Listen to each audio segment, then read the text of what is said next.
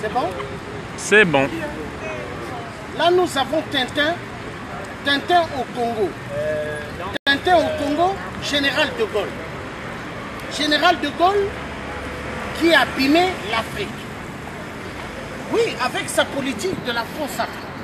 Sa politique du franc CFA, qui est une politique contre l'Afrique et pour agenouiller l'Afrique. L'Afrique est le berceau de l'humanité. Mais l'Afrique va mal parce que les Occidentaux, tous des voleurs, les bureaucrates, vous avez Total, vous avez Areva, vous avez Bouygues, vous avez Samsung, vous avez Apple, toutes ces grandes firmes vont voler les minéraux en Afrique. Et ça permet à ce que les Chinois aient des smartphones dans leur poche, les Blancs aient des téléphones dans leur poche, les Noirs aient des téléphones dans leur poche. Parce que ces minéraux viennent de l'Afrique. Donc, ici, nous avons Tintin au Congo, Général de Gaulle. À l'époque, le Congo-Brazzaville était l'ancienne capitale libre de la France. Quand Hitler jetait des bombes ici. Alors, là, nous avons Nicolas Sarkozy, que j'ai toujours surnommé l'Hongrois de mer.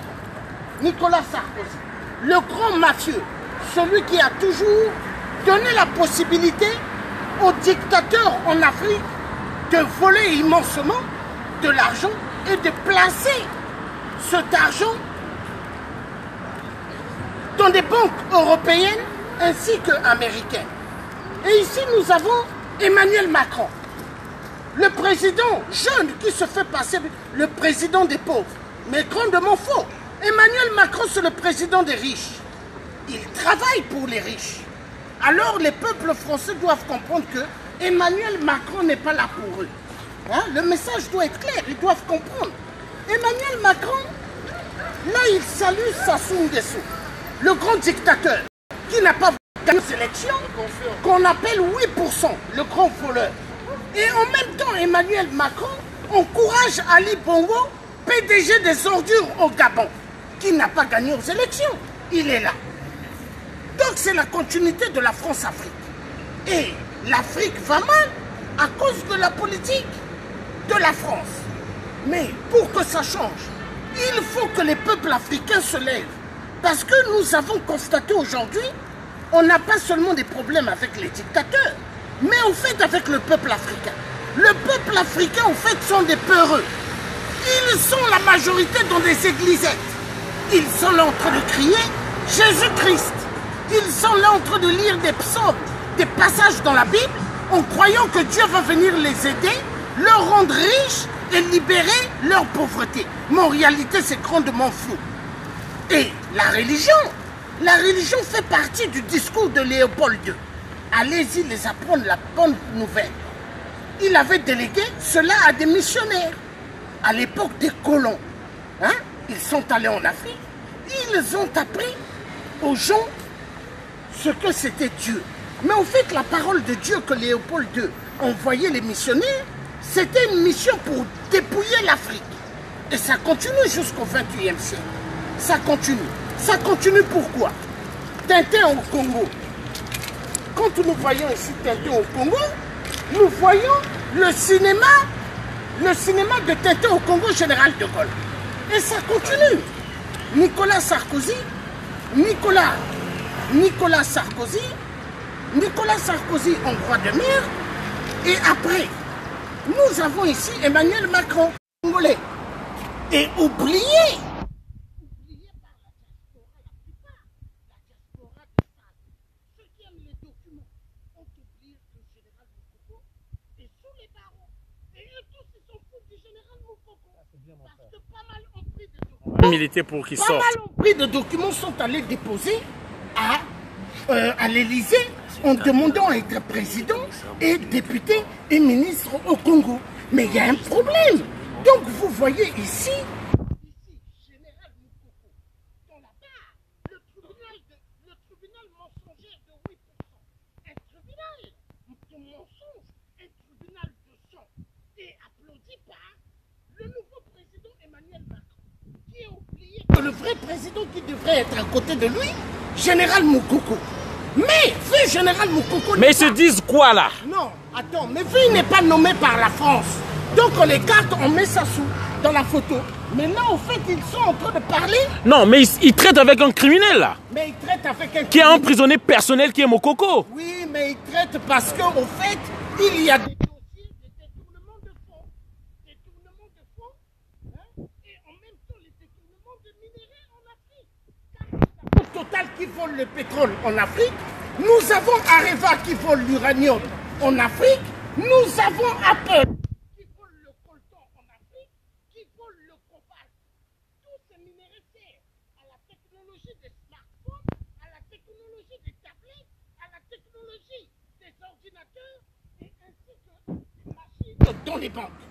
Voilà le cinéma, ce qui se passe, la dictature de la France-Afrique.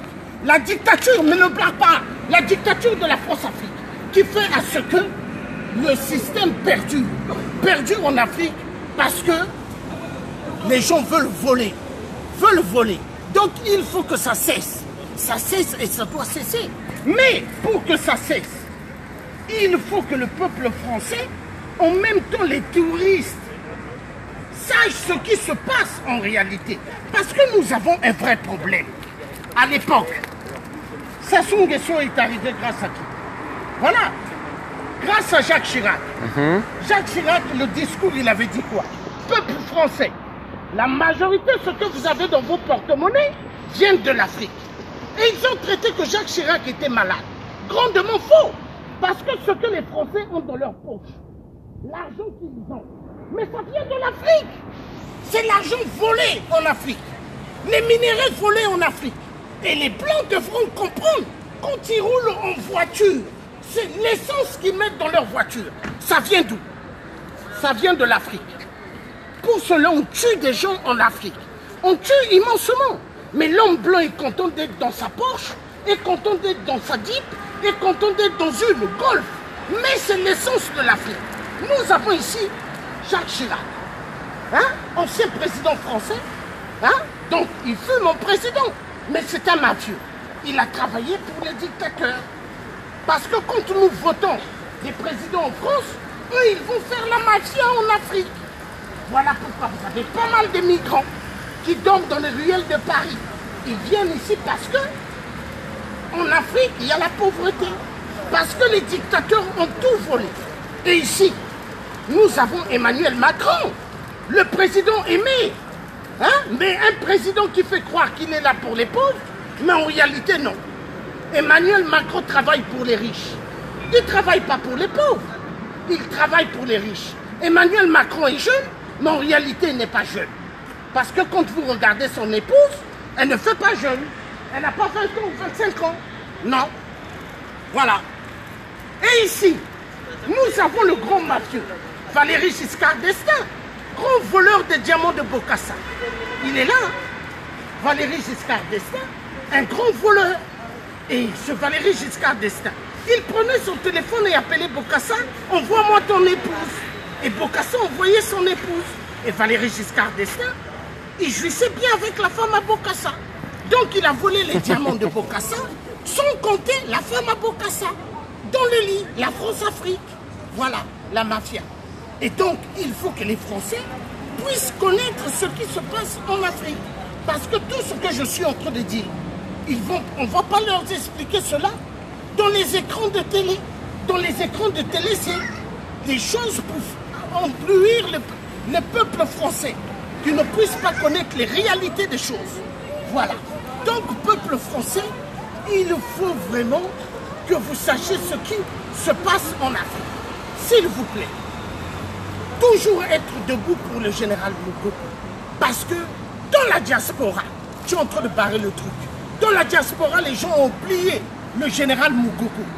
Et les gens ne devront pas oublier ce grand homme.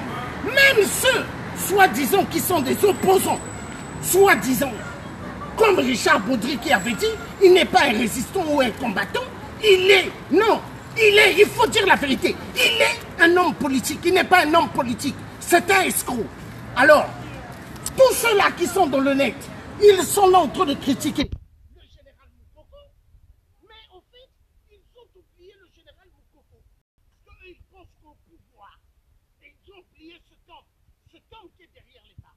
Mais ça va finir. Ça va finir parce que nous, on est en train de se battre pour sensibiliser les gens, pour qu'ils puissent connaître la réalité des choses, ce qui se passe sur le général Mokoko. S'il vous plaît.